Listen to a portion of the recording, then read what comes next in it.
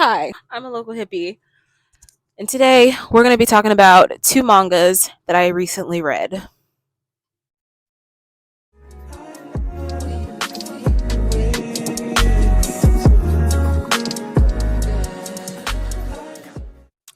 We're going to be talking about Blood on the Tracks by Shuzo Oshimi. I think that's how you pronounce it. I hope that's how you pronounce it. Yeah.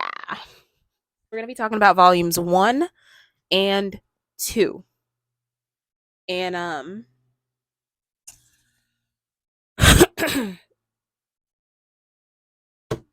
these are the only two in the series that I have read so far. The only two volumes I've read so far. I do have volume 3, but I don't want to read it until I have like volumes 4, 5, 6, 7, because this manga is so good. Like, maybe you need to like check the trigger warnings for this because it's not creepy or eerie in a sense that it's something that's going to be like horrifying to you, but it is disturbing in some of like the very subtle themes with the abuse going on between this mother and her son. So if you have issues with that, you probably shouldn't read this because that's what the whole manga is about. It's basically about this relationship. It's not at the forefront, but it's a sub theme, like I said. Like, and it's there and it is prevalent. It's about this relationship with this young boy and his mother. And from the very beginning, because if you look at the cover, you're thinking you see this pretty woman, you see her beautiful little squish of a baby, little Gerber baby, little chunk, little squish, and you think, oh my goodness, it's gonna be great because that's what lured me in to this manga. Was I saw the cover and I judged the book by its cover, guys. I know we shouldn't do that, but that's what I did. I was like, wow, this looks cute. Like, this looks cute. Like, it looks like, what is this? What is this? And it's called Blood on the Tracks. That's like totally contrary to what you're looking at on this pretty, this beautiful, colorful cover. Like, you're like, what the hell? What's going on here? I don't know. What's going on? It's like intrigue as soon as you look at it. Just because of the contrast, the red letters. You're just like, I want to know that girl. Like, who is she? I want to know. I need her name.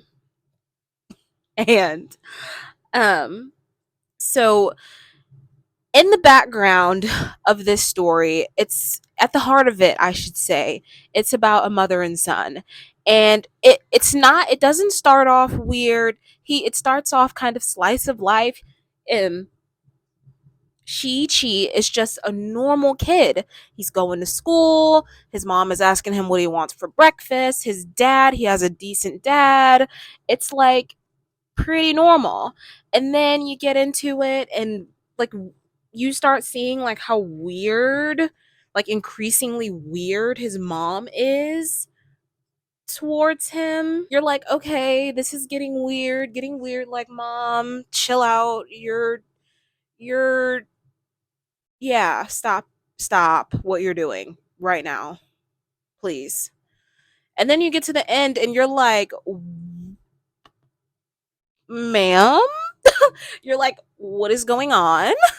You know, because throughout the book you're just thinking she's just this overprotective mom.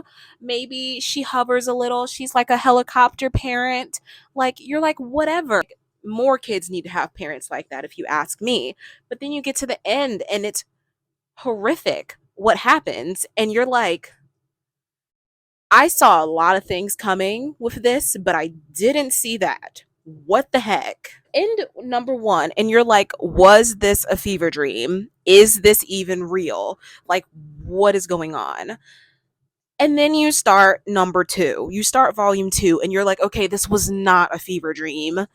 What? And you see how this relationship between this mother and son begins to affect him.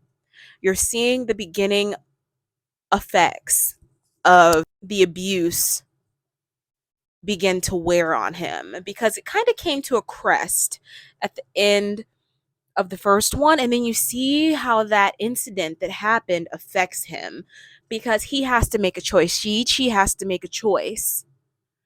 And without giving any spoilers, like it's a tough decision. It puts you in a tough place, and it's not a decision that a child, I think he's like 12, 11, maybe 13ish. He's very young.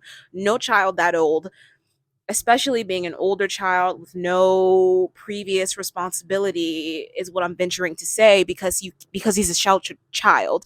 This is something he's never had to deal with in his life, and no child in those circumstances should ever have to make a decision like that, because I guarantee you they're going to make the wrong one, and he did make the wrong one. He makes a decision that sets a precedence for this abuse to continue. And you see that happening like a lot with children who grow up with abusive parents. Um so he makes the wrong decision, and the abuse continues. And by the end of the story, it it gets wild. It's straight up like,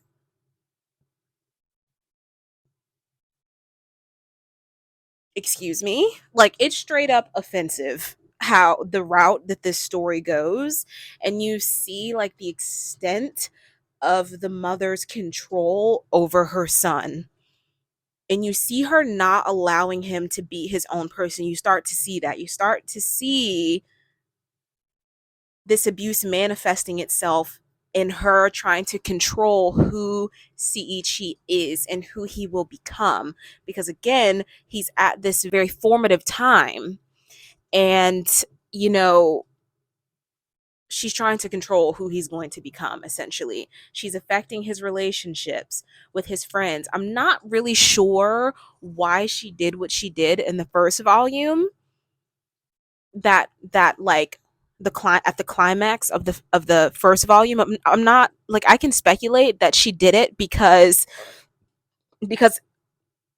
this person was spending way too much time with Seiichi, and she didn't like that because of the kind of parent she is. She wants Seiichi to herself.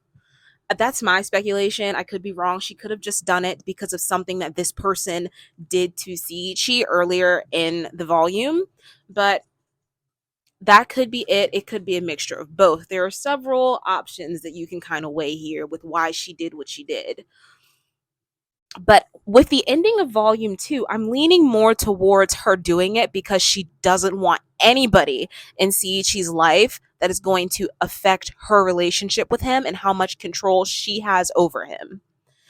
And who is going to change his way of thinking, who is going to make aware unto him the situation that he's in and how weird it is, which is what that person was trying to do.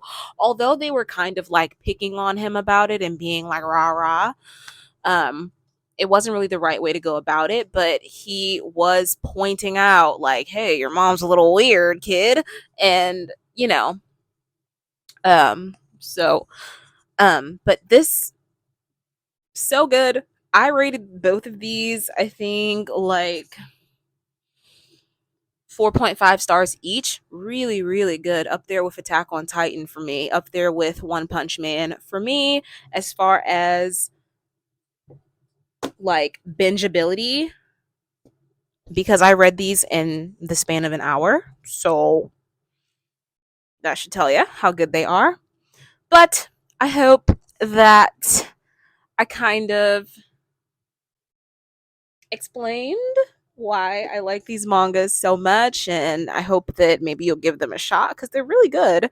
And that if you do, I do think that you should check on those trigger warnings with this book. If you're someone who has dealt with, or you know somebody who's dealt with like abusive parents that kind of harp and drone, and you know if you've ever experienced that, you probably should, and you're still dealing with that, because you deal with that kind of stuff into your even into your adulthood long after you're away from those abusive parents. So, I hope that you have a good day. I hope that you have a good evening.